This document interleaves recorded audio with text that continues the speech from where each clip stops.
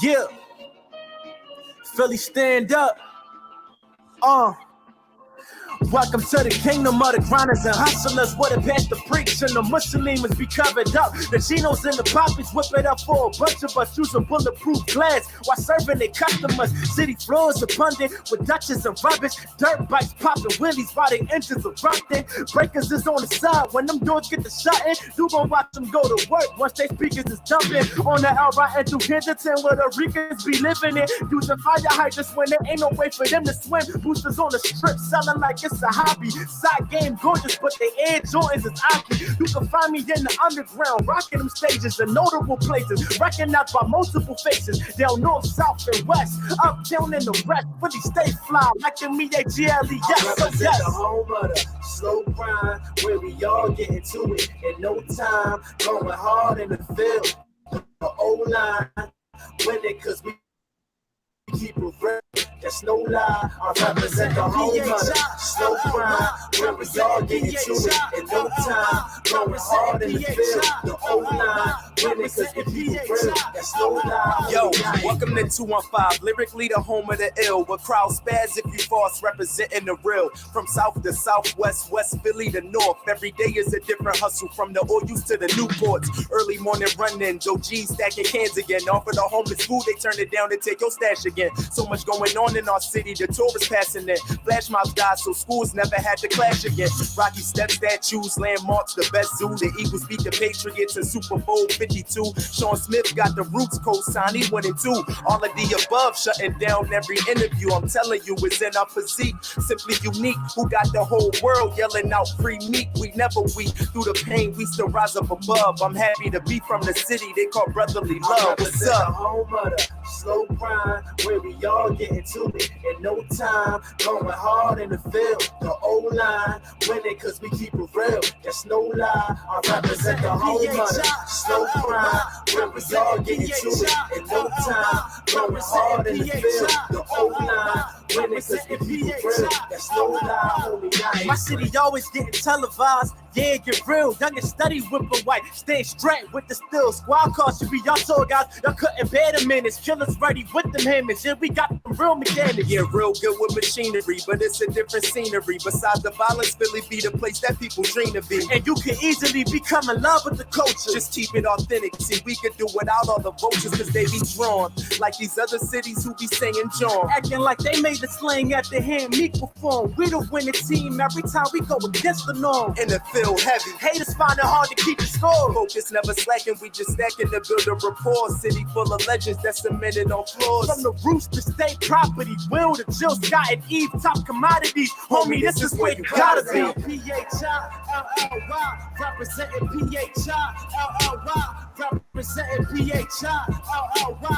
representing P-H-I-L-L-Y, P-H-I-L-L-Y.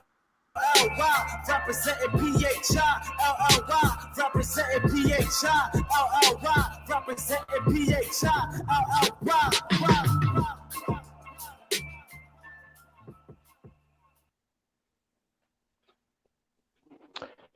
Wakusu, Abibifahodie, Abibitumi, welcome, brothers and sisters, to another edition of the Sonic Ngoma with yours truly, Brother Oláyínká, as well as Brother Khamuo, Heru. And we are once again with you this week, as we are every week at 11 a.m. on Do the Knowledge Radio. Welcome. Peace, Brother Khamuo. What's going on? What's going on, brother? Hey, I'm well, man. I'm well. I'm good on this Saturday. It's been an interesting week.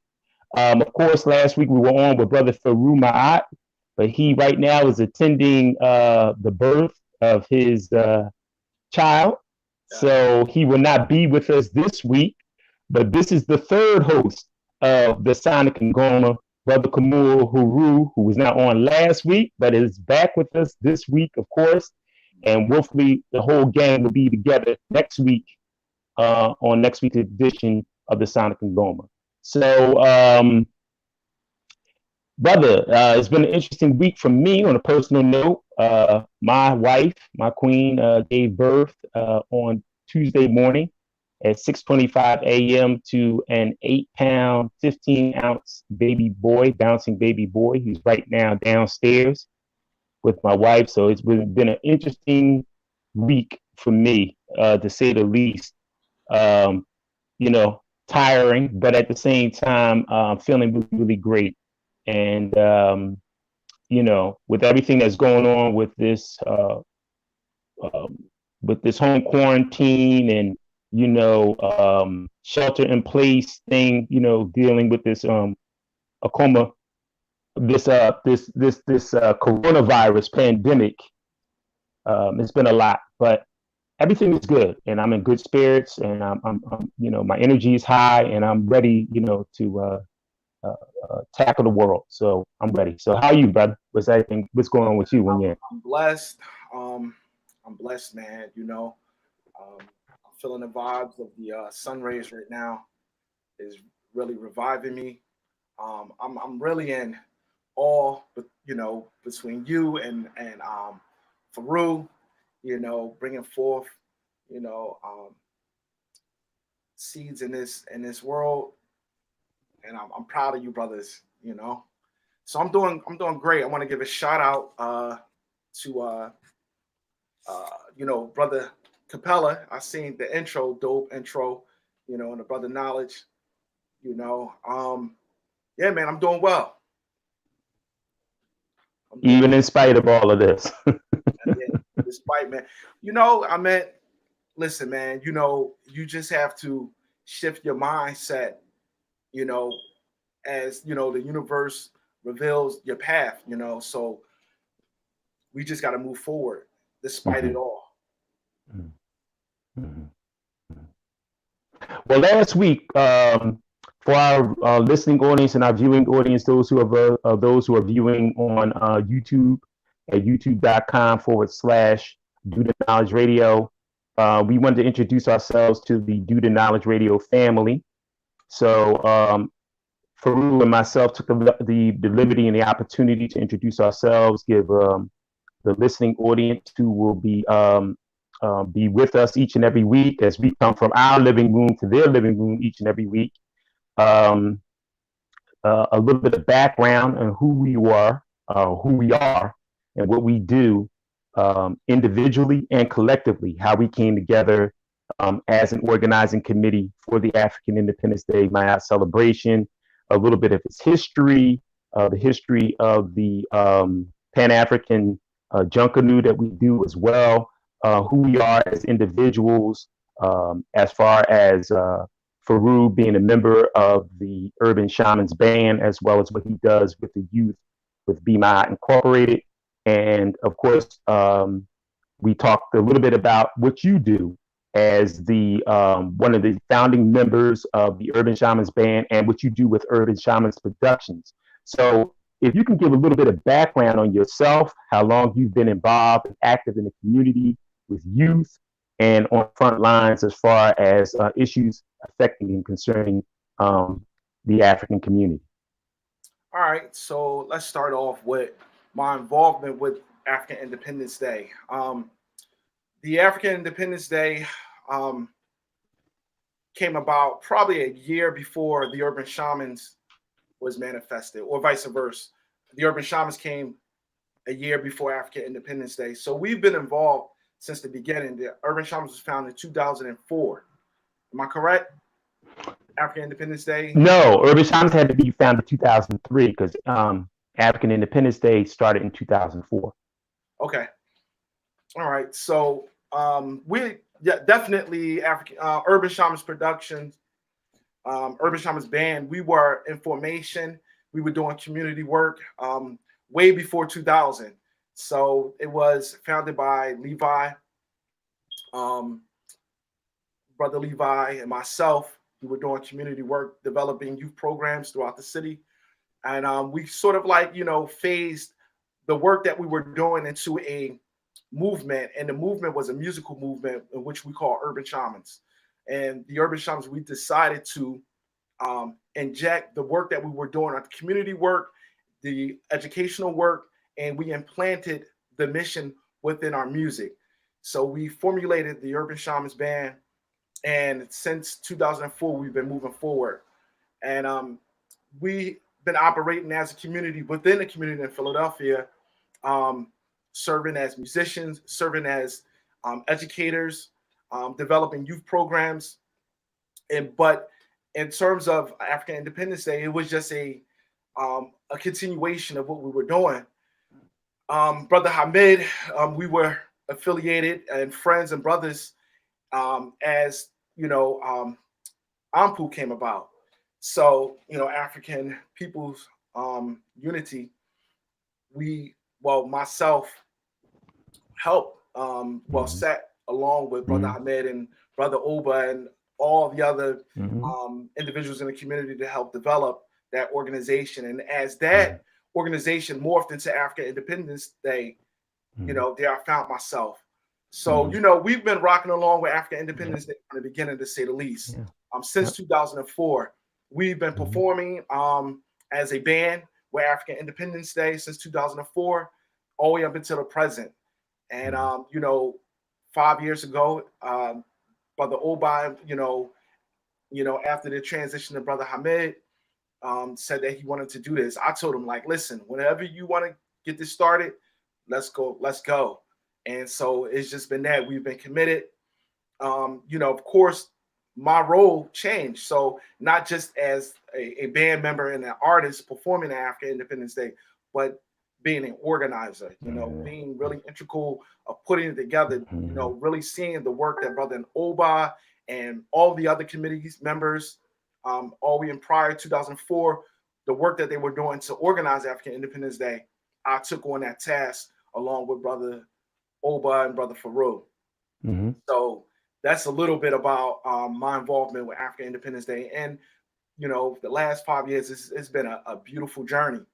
I must say, I found myself growing in so many ways, rising to the occasion to fill in the positions that, weren't being filled. So believe it or not, between me, Brother Oba and Farugh, we were able to emerge African Independence Day as a festival, a community festival, and add on, which the component that we added is the do for self Junkanoo, which it is a really amazing feat that we accomplished in such a small time. Wouldn't you agree? Yeah, I definitely agree with you. Everything you said was right on. From the Nation of African People's Unity and its founding back in 2004, and 1 year prior, the founding of the Urban Shamans band, and that you have been there from the very, very beginning. That you are one of the foundational pillars in the history of African Independence Day, and of course, 3 years ago, now going on 4. You were instrumental, along with Brother Farugh, in adding on to African Independence Day with the Pan-African Do for Self Junkanoo. And if you want to speak to that, what were your motivations and what was your desire in adding that on to African Independence Day? Well, as an artist, I wanted to bring a more celebratory and festive vibration to African Independence Day, because African Independence Day is many things. It is a informational platform. You can come to African Independence Day, and at any occasion, you might receiving messages from various different individuals in our community. As well, the entertainment was always a delight to participate with. But when I say a more celebratory and more festive, I've thought about all the events that took place within our city. And I felt that, there weren't a lot of parades. At that time, 4 years ago, we was lacking, for some years, the African American Parade, which happened. It was a parade that I was a part of, or not a part of, but just participated and enjoyed that sort of celebration. It was a lacking of parades and processions that represented the cultural significance of who we are, representing in the city. So, I just thought that it would be a great idea if we were able to manage to put together an event, a festival or a parade of the like. So with, the innovative idea of Farugh, he thought, like, let's do a Junkanoo. And, we did our research, and it was excellent. It was perfect for what African Independence Day represented. So, from there, it was just an idea manifested into the material world. I mean, it's really, that's what I really can say about that. It was just an idea. We thought of a component that we wanted to bring. We said we wanted to make it more festive. We wanted to make it more celebratory as we, enter into African Independence Day. We need to, we're very celebratory and a festive people. Yes, we bring some of our political information, but also we are a celebratory people, and we definitely wanted to bring that element to African Independence Day. So, that's just a little bit how it came. The rest of it, I would just give shout outs to the community, that we participate with. Miss Black Jeans, Jeff Weaver and Geneva Weaver. I just put the word out. I seen the one day at the Adunde Festival, Miss Black Jeans came and they danced within a circle. And if those who don't know who Miss Black Jeans, it is a organization, I would say, a arm of the cultural community here in Philadelphia, which is represented by Jeff Weaver and his wife, Geneva Weaver. It's an organization that celebrates the accomplishments and the beauty of our women, African women, and put that message out there. I spoke to Geneva at Odunde, and she said, "Brother, let's do it." It was just a word. I put the word into her ear. She called me, organized the sisters, and they came out full-fledged. Our first African Independence Day. You can check out the video. We have some video representations of what that Junkanoo looks like in Philadelphia. It's one of a kind. There's nothing like it here in Philadelphia. And if you haven't participated, I would encourage everybody to participate. We are open for participants to come in if they want to participate in a Junkanoo, if they want to costume themselves, if they want to participate in terms of drumming, and if they want to represent their organization. You can contact us through our IG. You can contact us through our website and our phone number if you want to learn more about the Pan-African Do for Self Junkanoo. That's excellent, brother. That's what we do. We've been doing this now together as an organizing committee now 5 years. This is now going on our 6th year and working together. And we're working this year as though we're going to have it. So it will happen. And this year, tentatively, we have it scheduled for the weekend of Saturday, August the 1st, as African Independence Day and the Pan-African Junkanoo take place each and every year on the first Saturday in the month of August, the first weekend in the month of August. But, with everything going on with this whole COVID-19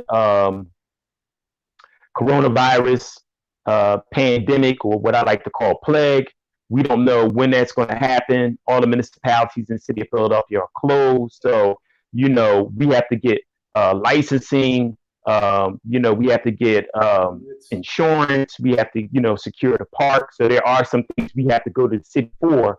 But more or less, African Independence Day and the Pan-African Junkanoo are grassroots, on the ground events that we ourselves put on. So we don't ask the city of Philadelphia for large sums of money. We don't go to white corporate America to ask them for donations or sponsorship. We are a self-contained, grassroots, boots on the ground organizing committee that puts on this event each and every year. One of the things I do want to ask you, though, and if you can get into as far as your background, Brother Khamuo, the idea of what services do the urban shamans as a group and the production side of urban shamans, which you found that the urban shamans productions, what services do you offer the community? How long have you been doing the production side of the urban shamans band? Okay, urban shamans production, it is not just a band. Urban shamans, we are a band and we provide services and performing, and but urban shamans production is a unit in which we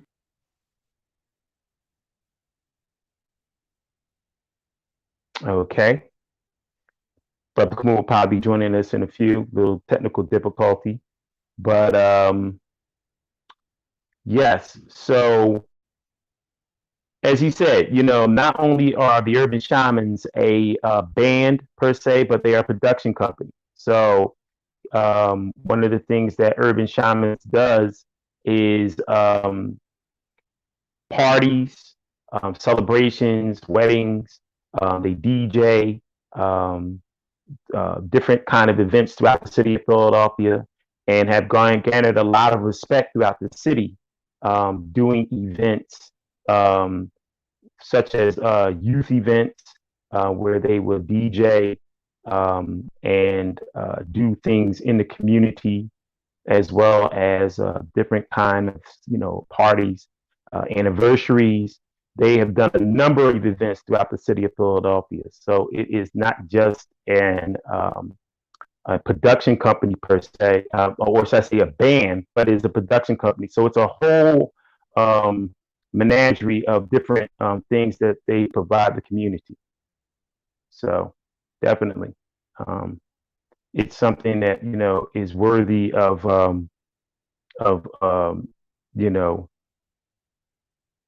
worthy of a lot of respect, and something that we take pride in. So when we formulated the African Independence Day Organizing Committee, we knew that we were bringing all these elements in. What Brother Farugh does would be Maat, his nonprofit corporation, which works and involves itself in a community with children and youth, as well as type of events that the Urban Shamans Productions does each and every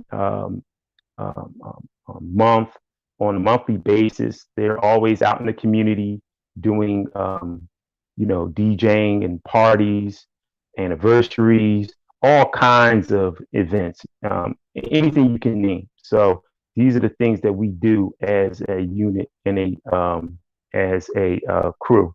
So, we are very, very proud of what we do, and we've been at it for a long, long time.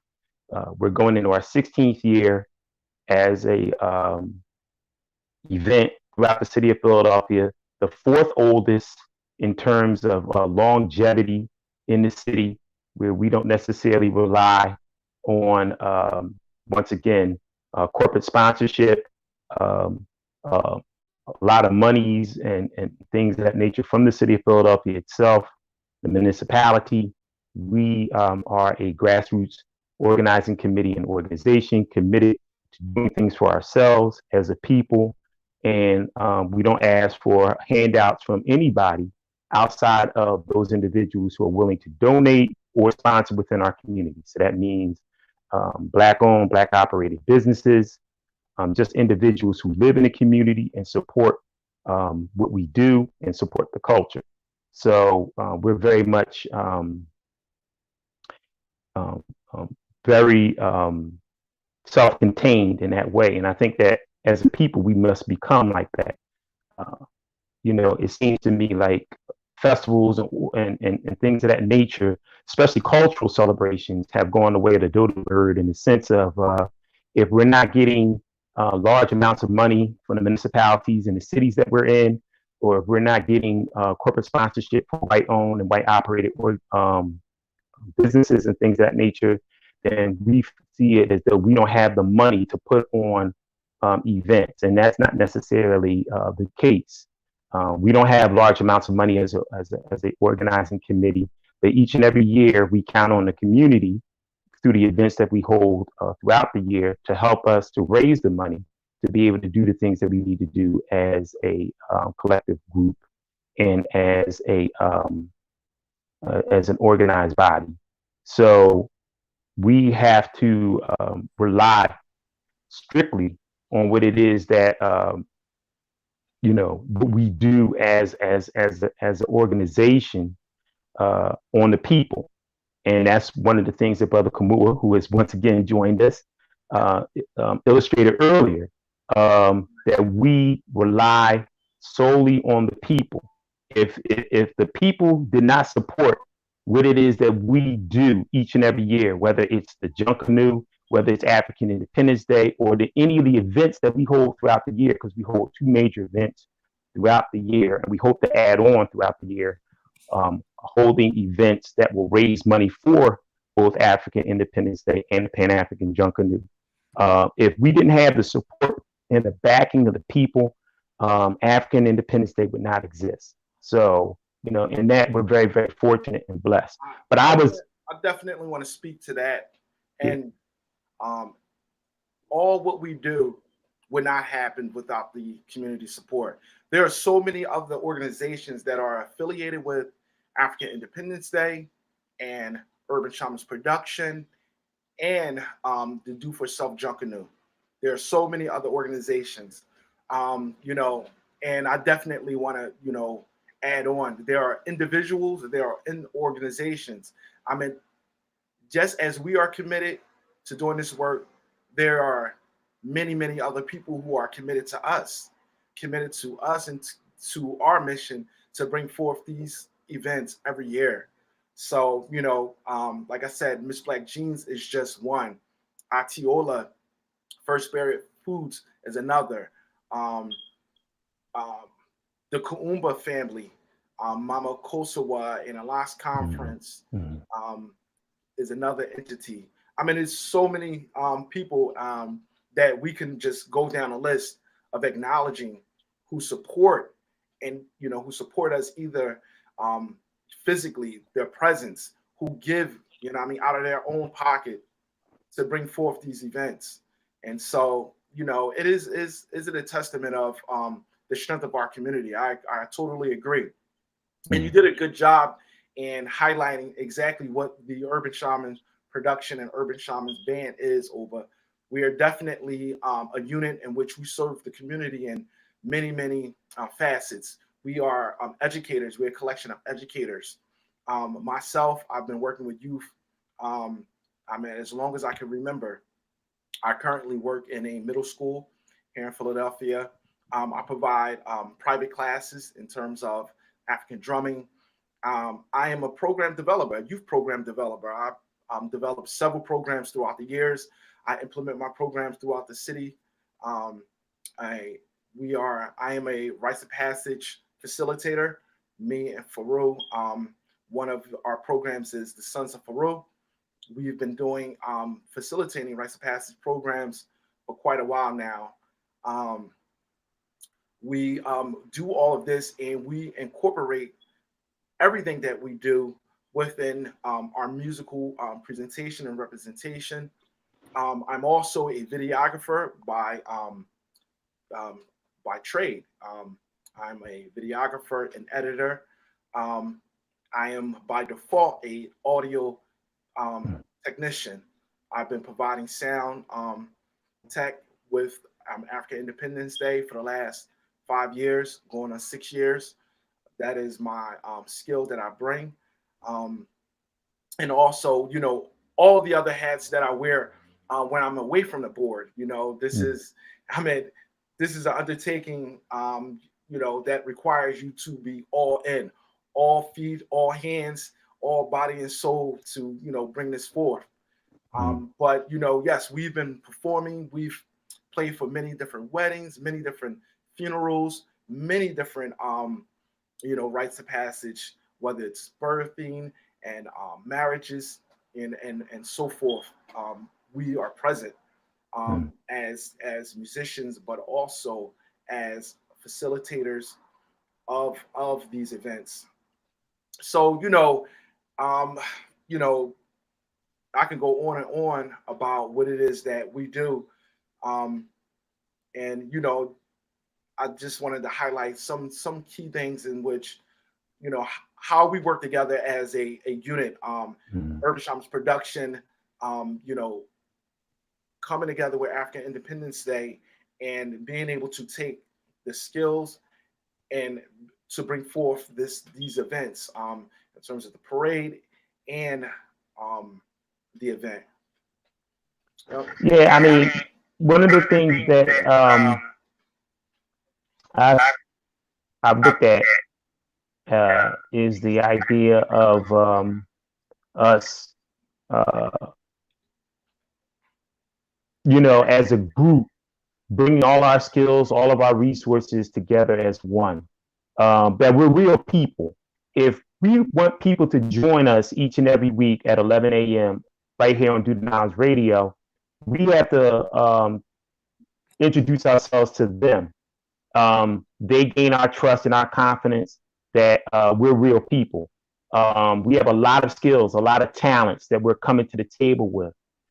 We took a chance 5 years ago to take on a huge undertaking in rebooting African Independence Day. And then 3 years later, we add on, or should I say 2 years later, we add on with the Pan-African Junkanoo. That's huge. That is really, really big. And we, look at the fact that we're real people. We're coming into people's living rooms from our own living rooms, and we want them to get to know us as just as much as we want them to get to, for them to know and understand who and what we are and what we do. That this is not just something that came together yesterday. This is not something that just we put together a few minutes ago. This was something that came out of friendship, out of brotherhood, out of love, out of trust, and that we brought all these skills and experiences to the table in the best interest of African people, because we are committed to our people. We are committed to our youth. You work in the schools with our youth. Brother Farugh has worked in the schools with our youth, and so have I. That we're committed to, the people of our generation, the adults of our generation, the adults of our time. We are committed to our elders. We are, African Liberation freedom fighters. This is what we do. I mean, some of us don't wear it on our chest as much as others, but what we do and how we work and how we involve ourselves in the community in the various different facets in which we involve ourselves with our community, with our youth, with people of the now generation and our elders, is very, very unique.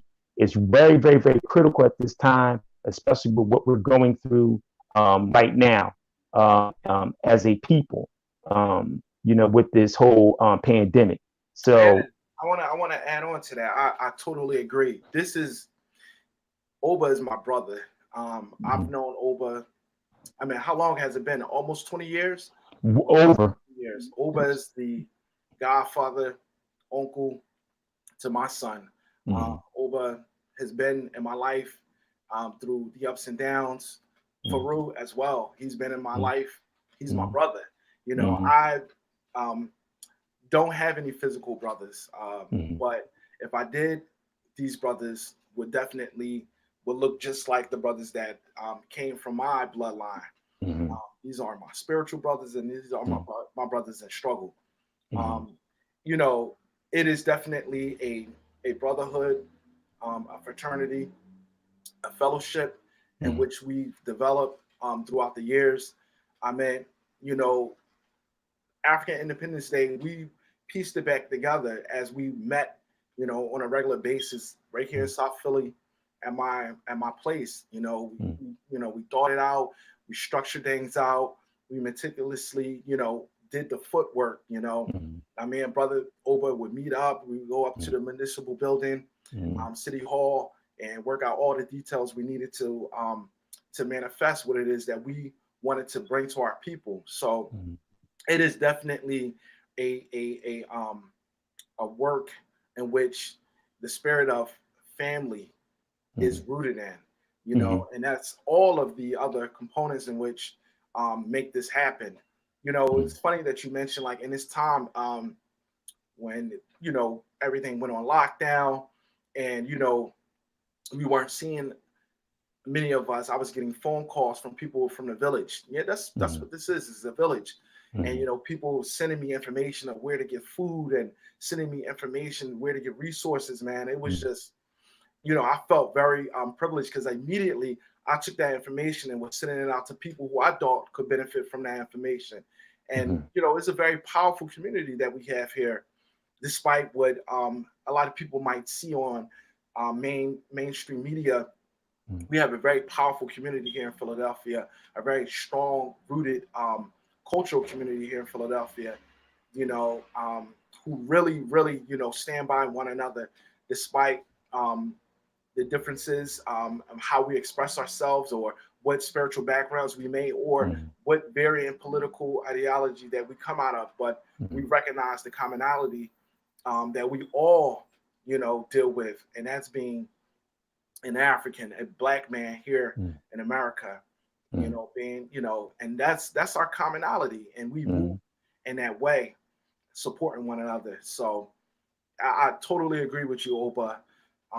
That's what makes this thing, the wheels turn, and make us continue to do this year in and year out, despite, you know, the financial support. I mean, I think that what we have is you know, through the bonds that we have and the ties that we have, we are able to, you know, is a spiritual component that's not being spoken as well, you know, because as I said, you know, we put an idea out like, okay, we want to bring forth a parade that Philadelphia had never seen the likes of, you know, and it was manifested. We did not have funding, but we manifested this parade.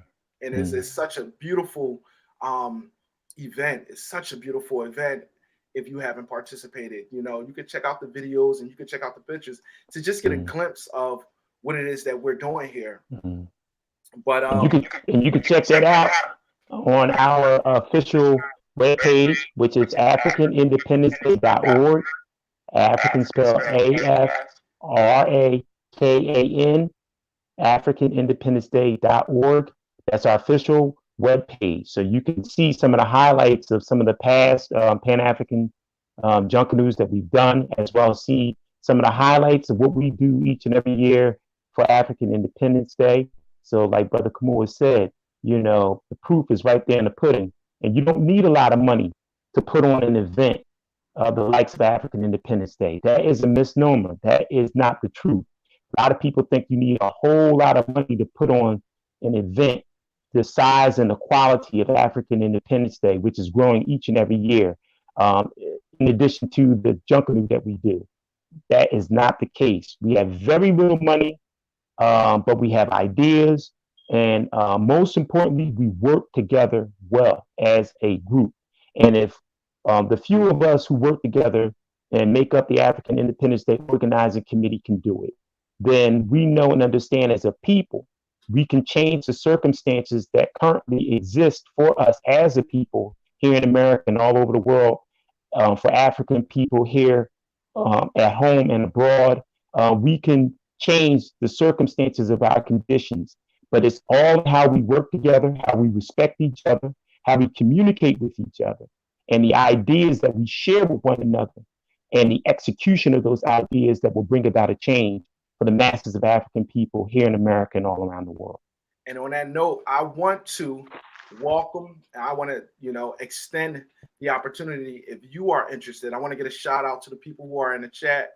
You know, it's good to see you out here. And I know these are the same brothers and sisters who, you know, support us on a regular basis, year in and year out.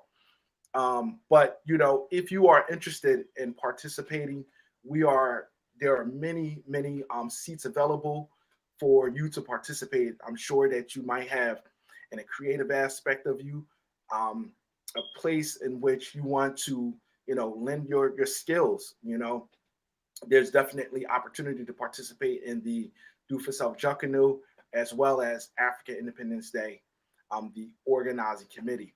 So, like brother Oba said, you can check us out at AfricanIndependenceDay.org, or you can hit us up on any of our social medias, which is in a chat. And, definitely hit us up. We are always welcome. But I definitely, this is a effort that is from the heart. This work is rooted in your heart. This is not something that you think you're going to get into and you're going to get a lot of recognition. We will recognize you, but to really, you have to be beyond yourself, is what I'm saying. The type of work that is not about an individual. This isn't about me. It's about serving our community.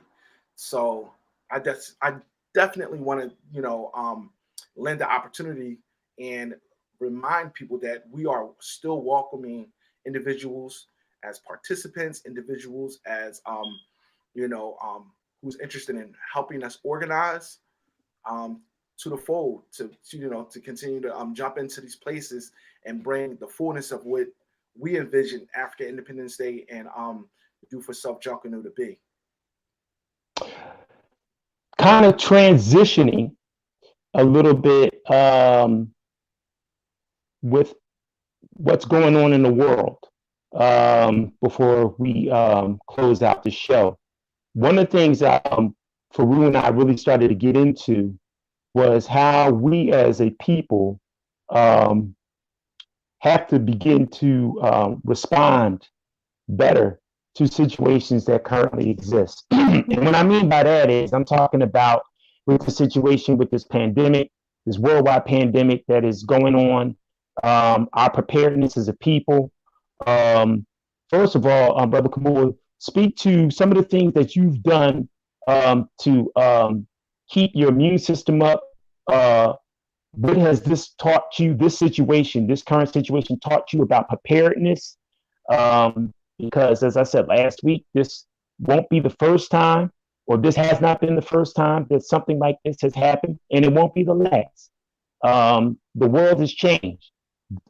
This pandemic has changed the world, and if you have not been changed by it, or some of your habits have not changed because of it, I feel the sorriness for you, because this is, in many senses, a declaration of open war against African people, against Black people. You have to look at it like that. Regardless of your political affiliation, your fraternal or sororal affiliation, regardless if you're a Mason or you're a Shriner or an Elk or Eastern Star, whatever group you belong to, as an African people, as a person of the African race, as a person who is a Black man and a Black woman, a declaration of war has been declared on you. You have no allies, you have no friends. But to get back to you, Brother Khamuo, what have you done? And what kind of advice can you give our listening audience on how to keep your immune system up and how to stay strong throughout all of this that is going on presently with this pandemic? Well, I just want to just give my personal, experience thus far with this. It has been definitely, an experience personally.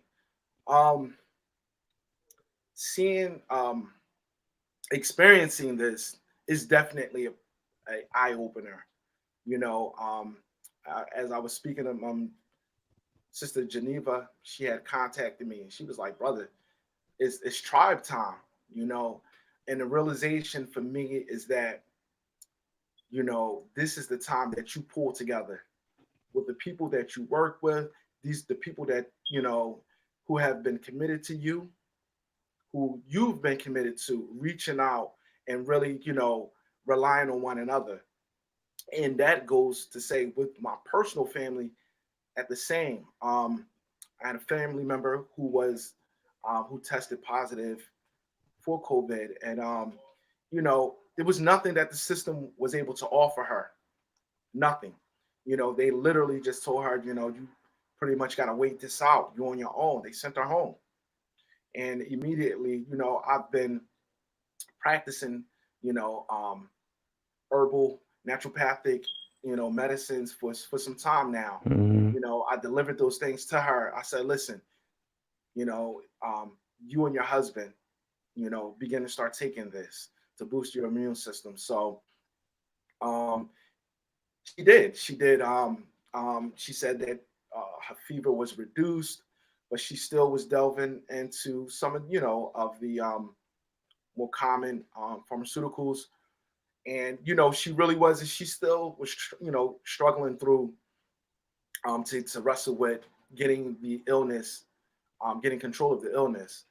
But I mean, this was definitely an eye opener.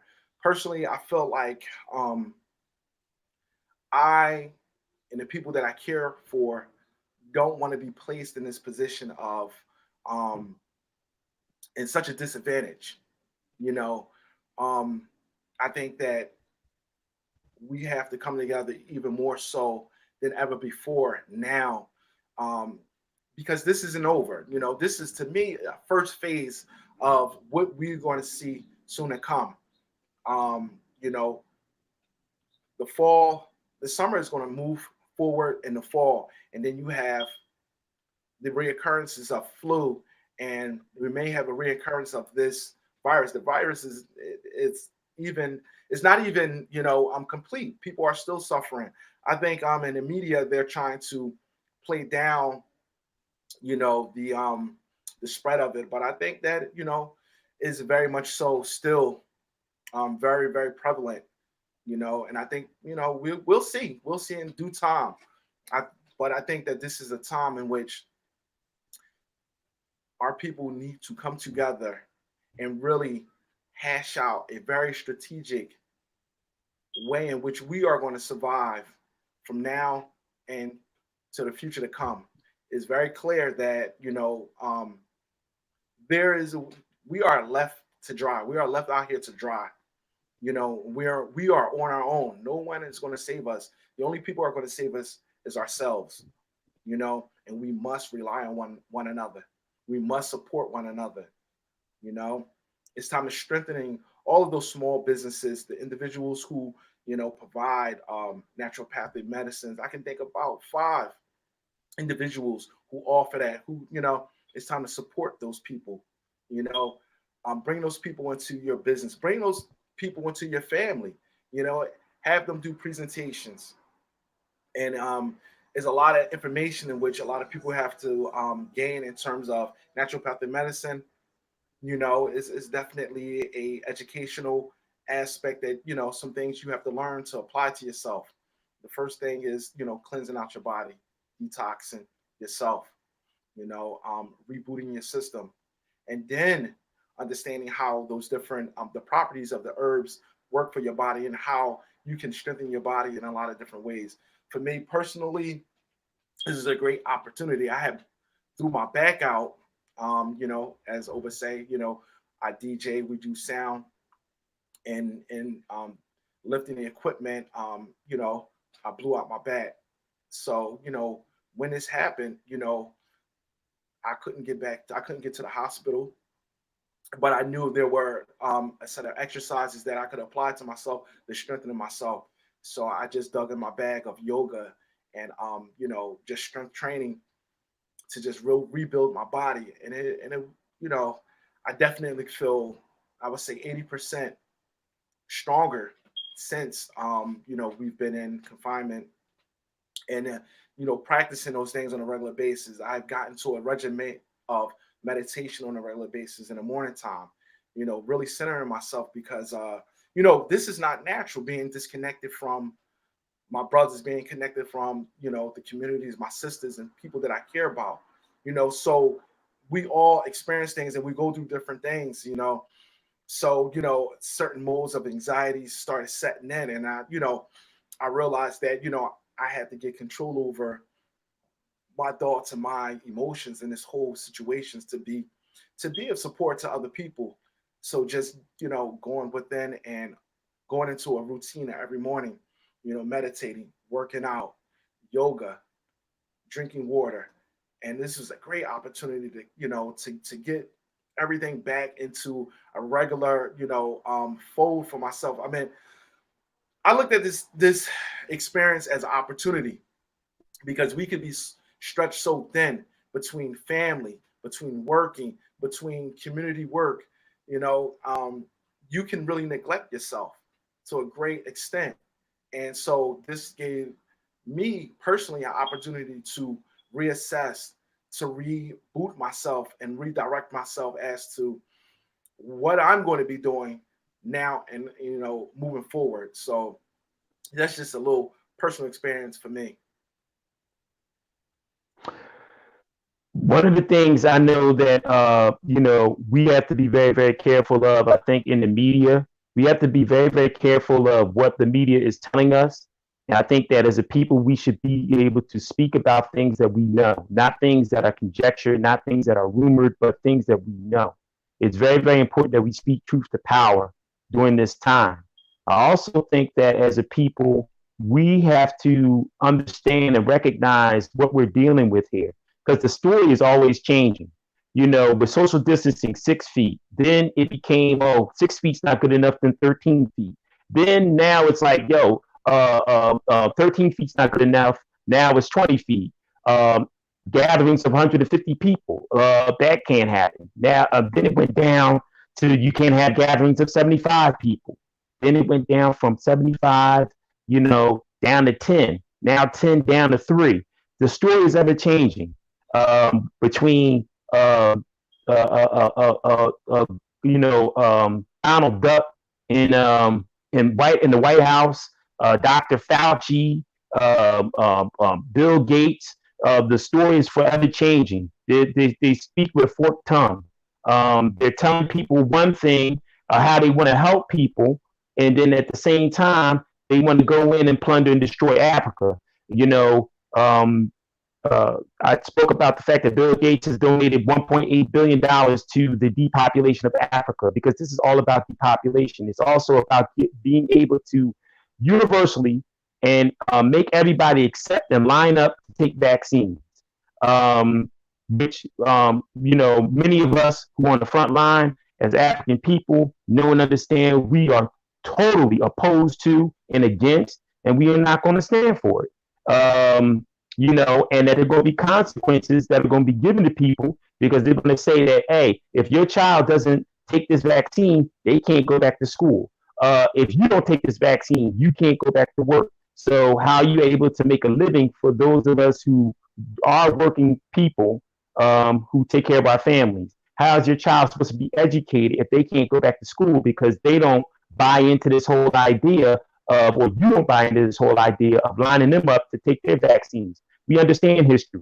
We know the Tuskegee experiment and what, that did to many African men, many Black men who were shot up with syphilis and things of that nature. We are, those of us who quote unquote like to say that we're woke, which is a term I don't like to use because it's very, very cliche to be woke, but we are very, very aware. We have the internet, we have books, we have elders, and we have leaders and teachers. We have jegnas amongst us who are we're able to furnish and get information from, that are preparing us for what it is that we have to know and what we have to do and how we have to move in this time of war. So one of the things that I think is important that we share, because you and I both are in the homeopathic medicine, we're both into holistic medicine, are some of the things that people in our listening audience who are not aware of these herbs and things of that nature to take, some of the things that you're taking to keep your immune system up on a daily basis.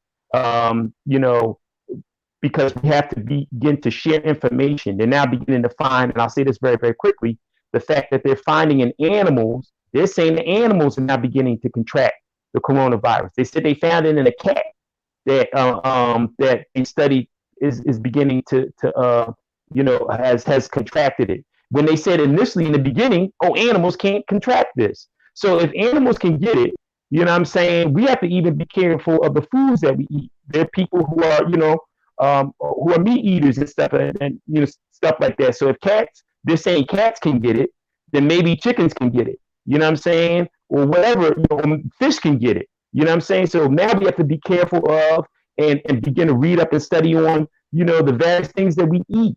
It may require us to change our diet completely.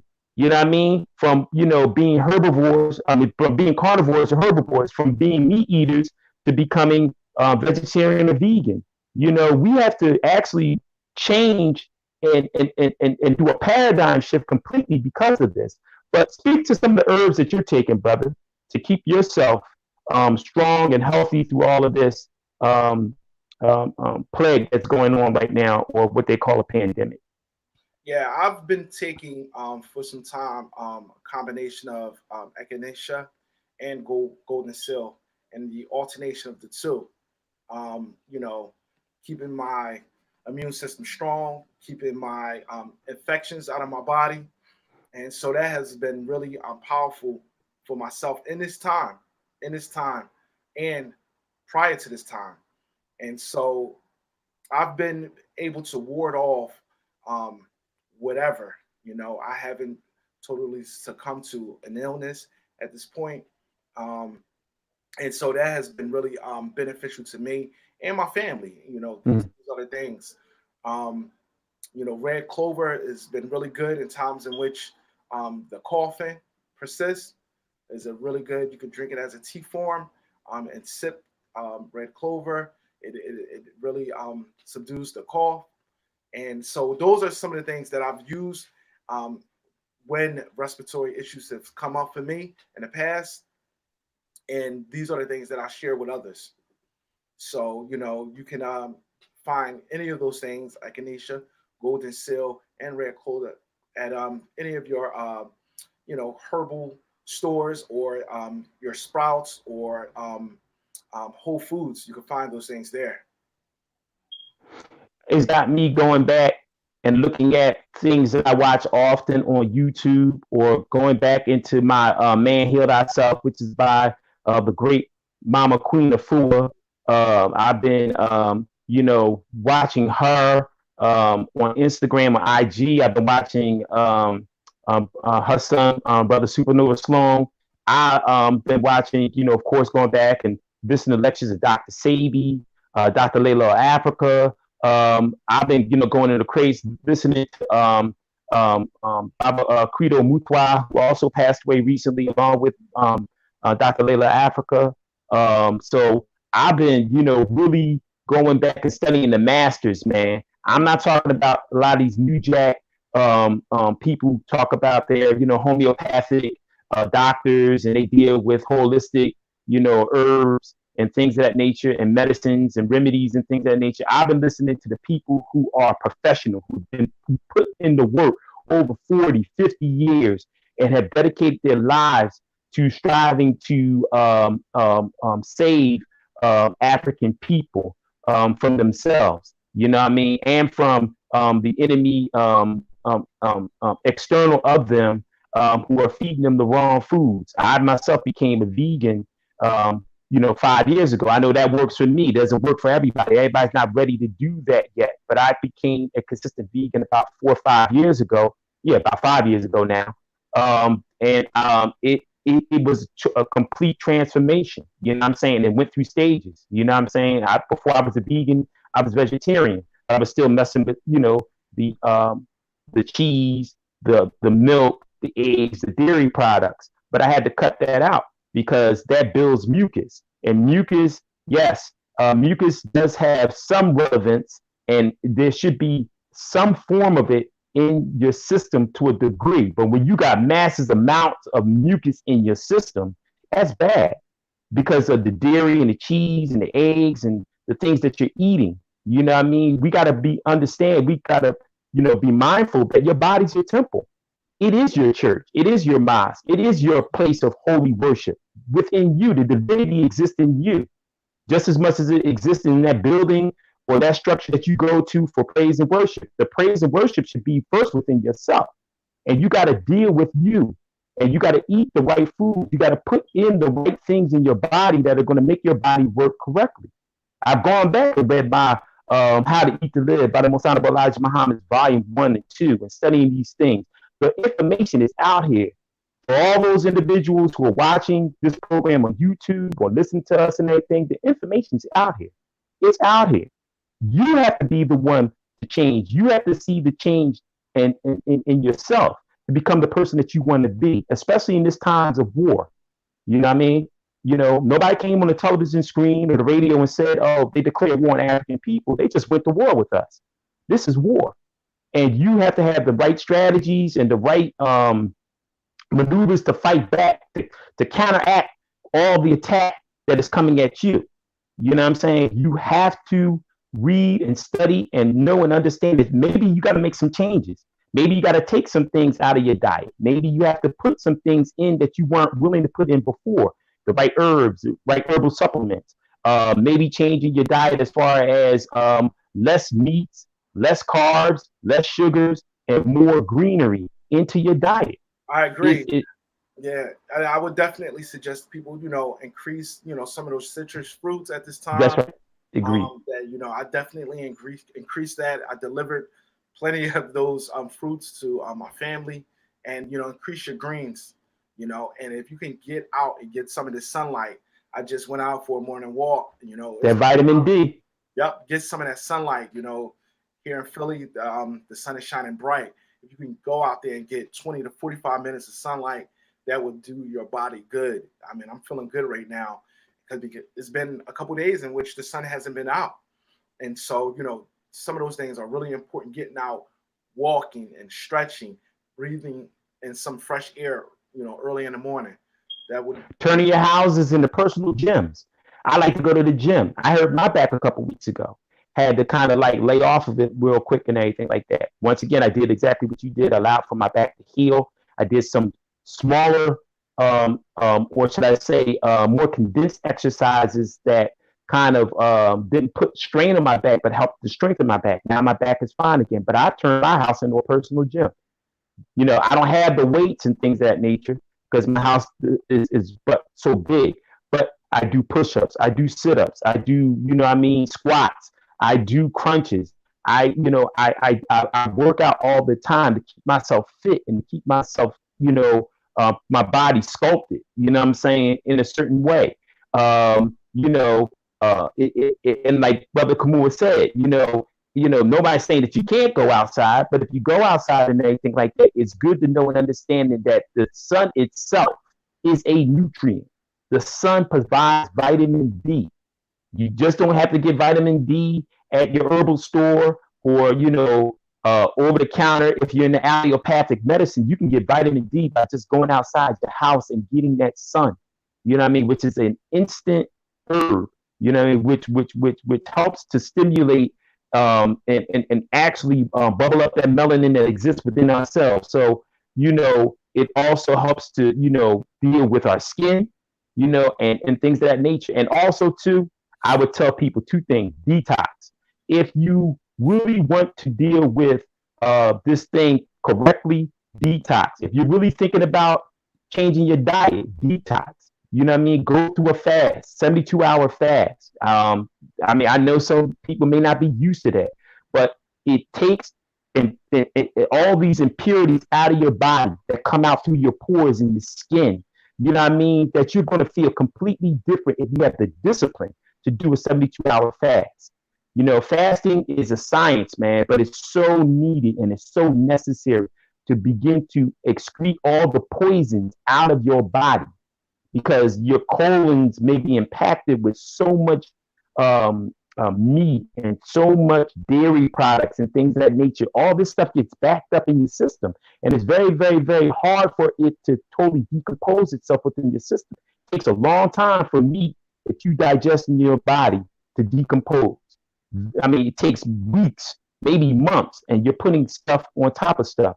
So even in taking these herbs, for those individuals who are carnivores or eat meat, you know, realize that, yeah, you are putting good stuff by putting the herbs in your body over bad stuff.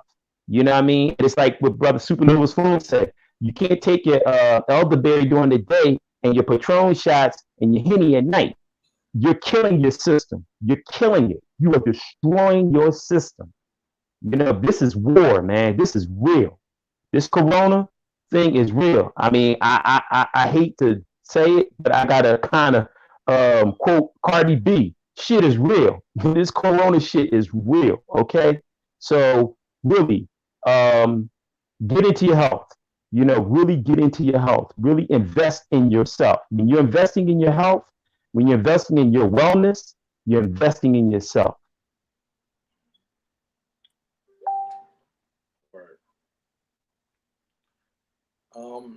Yeah, excellent points. Excellent points, Oba. I would also, point out that, one of the benefits I've been, as a small business, this has been a learning opportunity in addition to preparing our bodies and strengthening our bodies and, getting regulated in that way, but also, figuring out new ways in which we can conduct business with one another. Here we are doing a virtual talk show, via all the social media platforms.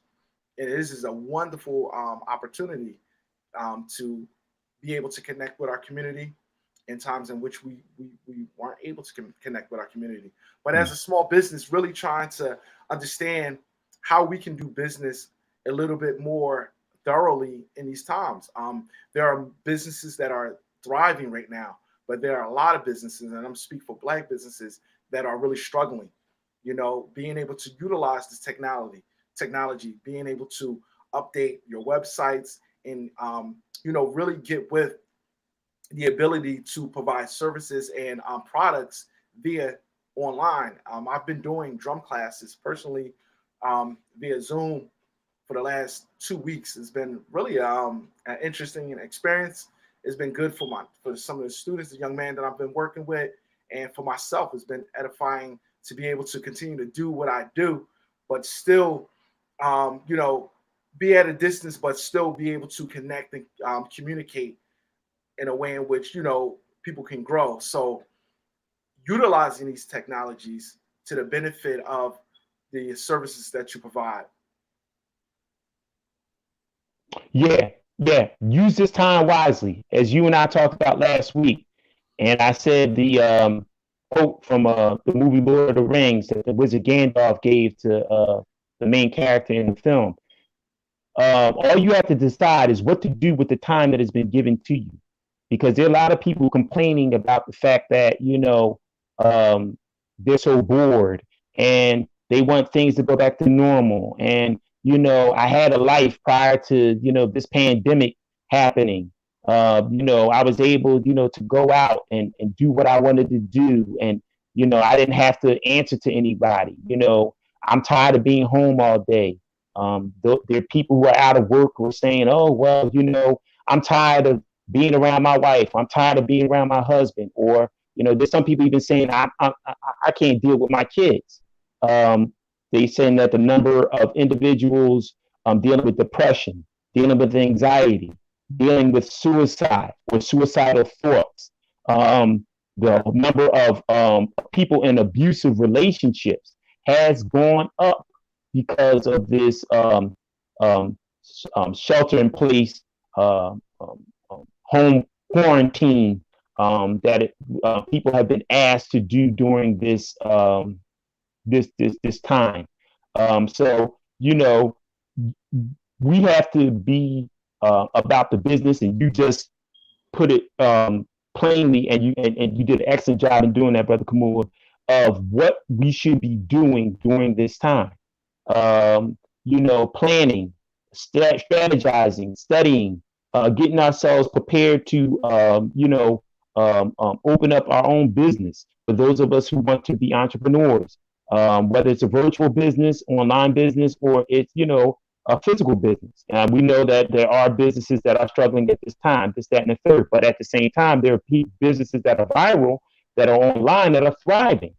You know what I mean? At this particular time, because, people not going to retail stores They can sit at home, right in front of their, personal computers, and they can go ahead and, be about the business of, purchasing and buying items online.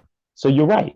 Use this time wisely because you'll never get it back. And then you may start complaining when things do go back to normal and you do have to go back to work or this, that, and the third. And you should have said, damn, I should have took advantage of the time that I had when, I was out of work.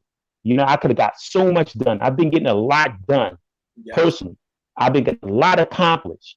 You know what I'm saying? With things happening the way that they're happening. You know what I mean? At my job, things slowed down to a screeching halt.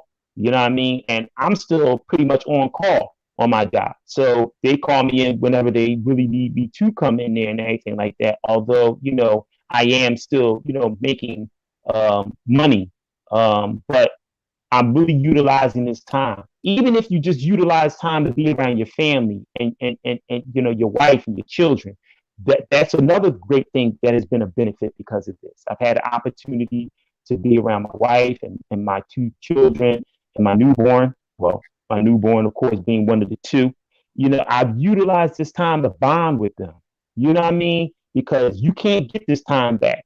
It's like almost like the creator, like God is slowing everything down.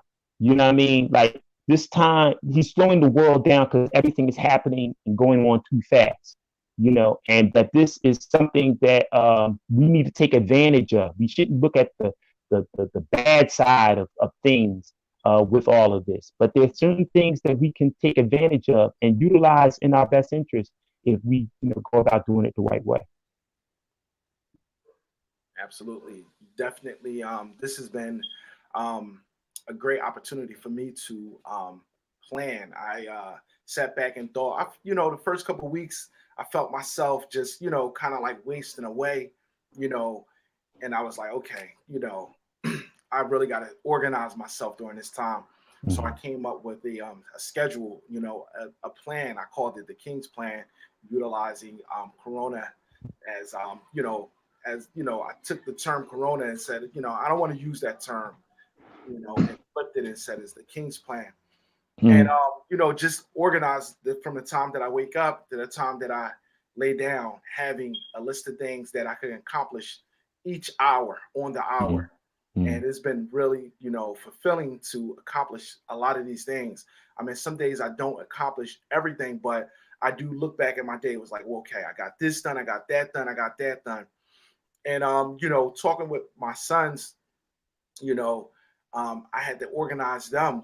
They were dealing with this experience in their own way, stressing themselves, going into a dark place in terms of depression and anxiety, and just like utilizing Zoom to, communicate with them and, motivate them. It's like, what it is that you want to do. This is a great opportunity. If you don't have a business, how can you, get to the place where you want to, what are your goals? What do you want to do?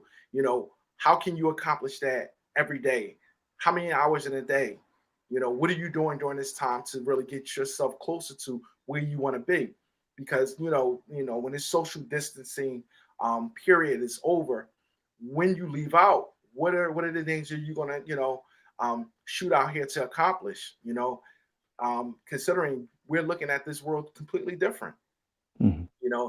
The things that we do, the time that we got, the people that we're around, and the places that we spend our time in, we're going to be looking at all those things completely different now. And so really being prepared for that next step, and as you begin to talk about this, think about like, are you going to be in the same place if something like this come around again? What is your plan? What are the alternatives? How will you be moving in that time? So this is a great opportunity to really, figure those things out and, reach out to people. We have all of these social media platforms. It's not just for entertainment. These social platforms are for opportunity to connect with people, to receive information, some things that you are not certain about, reach out. Get clarity. There's plenty of people out here who are, providing information free of charge. There's plenty of things that you can do out here. So, this is a great opportunity, and you just got to maximize on the time right now. Don't look at it as a deficit. Look at it as an opportunity. Like I said, it's really about getting our people on code, getting African people on code. We're not on code, but it's our responsibility, those of us who understand what we're dealing with and the critical nature of our situation, to get our people on code. Yeah, we may have dodged the bullet this time around, but that doesn't necessarily mean that that's going to happen the next time that this takes place. And there will be a next time, trust me. But as we move to close, brother, you got any final comments, anything that you want to give to our audience out here? Anything you want to say? Just hit us up. I've shout out to the brothers and sisters in the chat who stayed with us. Big up. We feel y'all, and definitely reach out to us on our social media, urban_shamans on Instagram, Urban Shamans on Facebook. Reach out. Communicate with us. We will be bringing forth the programs that we have been working on, the things that we have been doing. In terms of African Independence Day, you do for self Junkanoo, they will be coming to you soon. And if you want to get in with planning and supporting us in the organizing of that, hit us up. I'll give that information. You can reach us or contact us on our business line at 267-521-1544. Once again, that is the African Independence Day business line at 267-521-1544. You can also visit us on our official webpage at africanindependenceday.org. Brother Nas put it up. africanindependenceday.org. That is our official web address. You can also contact us on Gmail at africanindependenceday@gmail.com. Okay. As well as you can also find us on Facebook at Facebook.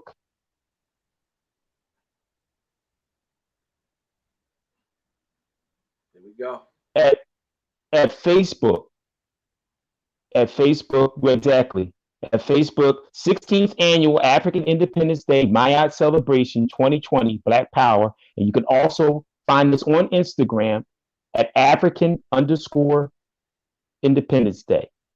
African_Independence Day on IG. So you can hit us up, and you can hit me up at Oba the Native Son on IG as well. And you can also hit up Brother Farugh at Farugh Maat on IG as well. So you can hit us up anytime. We are looking for people to become a part of the African Independence Day Organizing Committee to help us to organize. We're always looking for sponsors, always looking for donations, and we will definitely get in contact with you. Or we will once again get back in contact with you. You reach out to us. You want to donate, you want to sponsor.